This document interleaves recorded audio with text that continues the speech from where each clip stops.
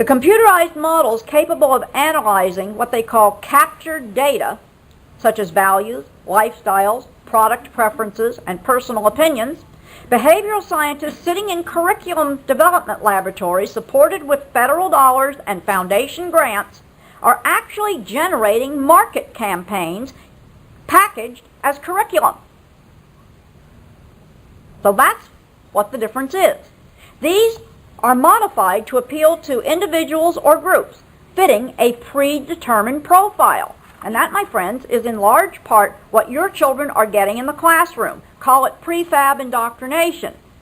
The trick is to find the youngsters who fit the profile. And the way to do that is through the school assessment and survey.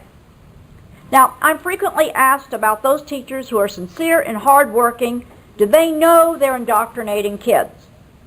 The answer is that to some extent, they're indoctrinating by default, because they don't know how to teach real subject matter anymore. Most classroom teachers, for example, have no idea what real diagnostics look like.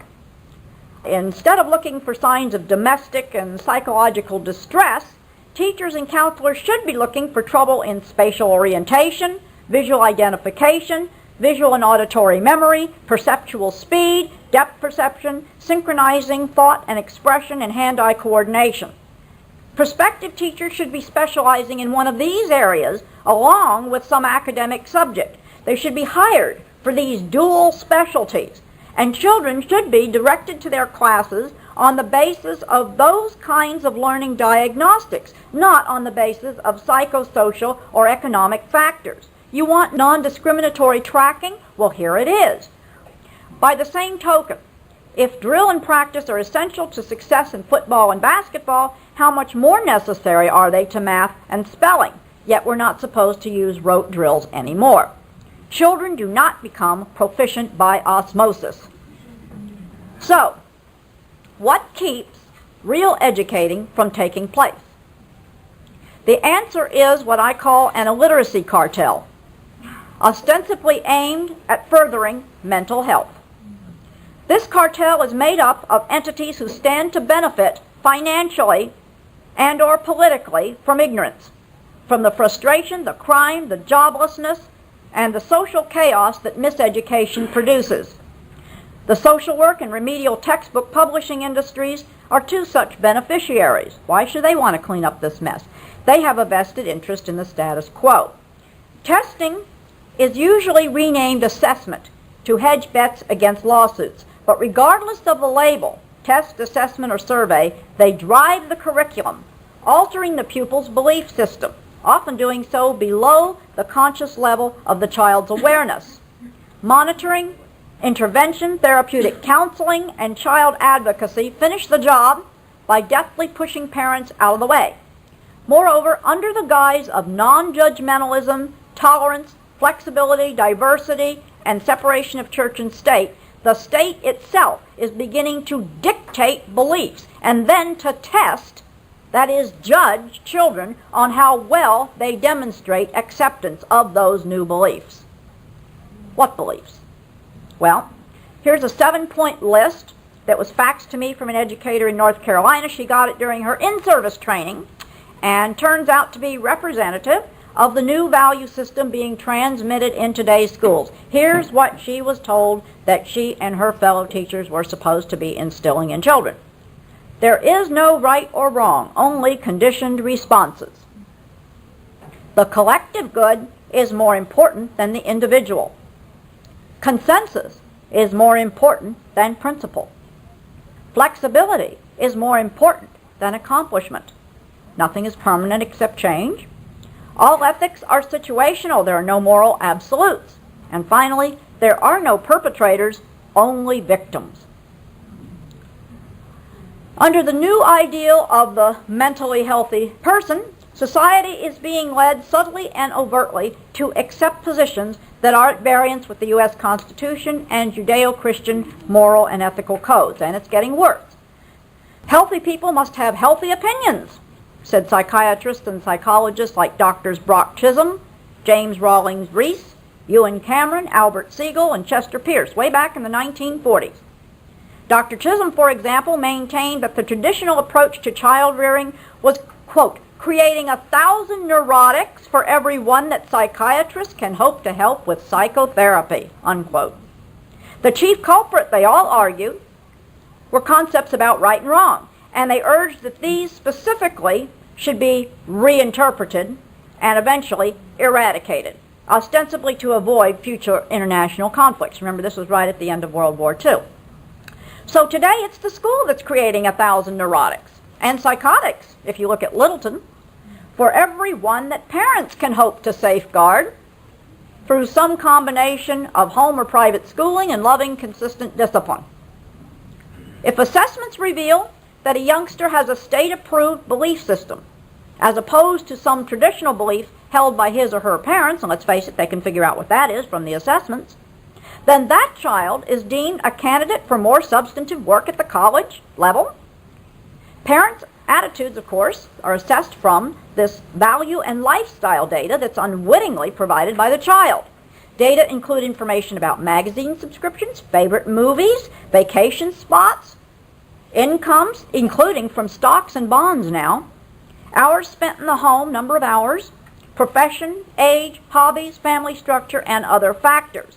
A child who's perceived by test analysts to be resisting his parents' traditional viewpoints in favor of state-approved ones may, if the trend persists, be groomed for a position of influence and leadership.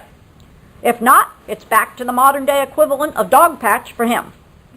Convoluted and bogus teaching methodologies, for what few academic subjects remain, are actually helpful in this process because the brightest pupils will learn no matter what you throw at them. This small cadre of very bright young people are skimmed off the top of the student population via the gifted and talented programs and other special programs. Parents are pleased because they have a bright child. They're less likely to complain about weird classroom activities. That's essentially what Bill Clinton's governor's school was set up to do in Arkansas. That was a pilot, to groom a small cadre of exceptionally bright students. You may have heard about that school. Eventually, the school's own public relations director had second thoughts after 2 students committed suicide, and he produced a documentary called The Guiding Hand, exposing the level of brainwashing and isolation to which these young people were subjected once they were accepted into the program. Nevertheless, it was this prototype which is now being replicated with alarming speed throughout the nation and even internationally. The prototype is based on what's called the Tavistock method that I explain a lot in my book. This method originated at the Tavistock Institute of Medical Psychology under the direction of British Brigadier General and Dr. James Rawlings Rees, working with German psychologist Kurt Lewin. They wanted to know whether people could be made to behave erratically. This was during the war. To let go of even firmly held, cherished beliefs and adopt, through peer pressure, a subliminally transmitted, predetermined set of alternative beliefs. Rees and Lewin's work centered on inducing what they called thought disruption. This was first field tested on British and American soldiers. Rees once boasted that he could turn an entire adult population into the emotional equivalent of neurotic children. He coined the term psychologically controlled environment. Lewin launched the first well-funded studies that led to a series of high-stress, spirit-breaking, and counter-style behavior modification techniques. These were launched through the facility called the National Training Laboratory, which America's National Education Association eventually took over. More recently, Tavistock Institute launched a personal skills smart card, also containing financial, medical, and psychological profiles on a chip embedded in the card. I found this original proposal under their own website, complete with pictures. It was not easily located. You had to go through a lot of back doors. But since that time, it has been removed from the internet. Yeah, since my book came out, which is kind of interesting. Today, President Clinton touts the impending Certificate of Mastery, which each child must obtain under the legislative package called Workforce 2000. Workforce 2000 is marketed, again we're back to marketing, as a means to ensure full employment globally in the next century. The caveat is that no child will have a choice about what career to pursue. It will be selected for him by experts, more on the basis of the family's psycho-political profiles than on the child's abilities or motivation. Indeed, the term career is something of a misnomer here because it's skills, not a well-rounded education, that's being touted. So amid all the noisy chatter about democratic constitutional principles and competition being promulgated throughout the world, the ideals that are critical to sustaining our high standard of living, that is self-determination, self-sufficiency, financial independence, self-reliance, those are being dismantled. So much so that children are not expected even to know enough to defend them in the 21st century. The term compelling state interest is a stock phrase that you'll hear frequently, employed by special interest educators and legislators to avoid promoting proven academic teaching methods, while at the same time channeling big bucks into politicized programs like AIDS education to preschoolers. Most special interest groups, like the National Education Association and their legislative lackeys, know that technically the federal government is prohibited from involving itself in curriculum, as per Public Law 96-88. However, if legislators find it politically expedient to bypass parental wishes or to support controversial programs that will offend a great many citizens, then they will cite compelling state interest. This means that the state considers it more important, for example, to stop the spread of AIDS than to allow local schools and parents to decide what age-appropriate sex education should consist of or whether it should be taught at all. On the other hand, if parents and educators start attacking trendy teaching methodologies like whole language because kids aren't learning to spell and demanding at least the availability of phonics and other proven techniques which accomplish the job, then legislators and special interests who are benefiting financially and politically, that's the illiteracy cartel, from bogus methods will sanctimoniously invoke the law prohibiting federal involvement in curriculum, adding that there is no compelling state interest in promoting one methodology over another.